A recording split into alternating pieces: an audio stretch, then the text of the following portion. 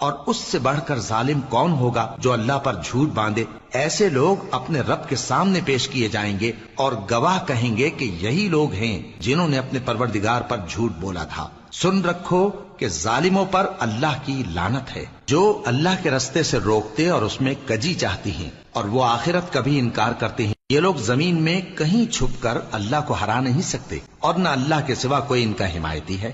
اے پیغمبر، ان کو دگنا عذاب دیا جائے گا، کیونکہ یہ شدت کفر سے تمہاری بات نہیں سن سکتے تھے اور نہ تم کو دیکھ سکتے تھے۔ یہی ہیں جنہوں نے اپنے آپ کو خسارے میں ڈالا، اور جو کچھ یہ افترا کیا کرتے تھے ان سے جاتا رہا۔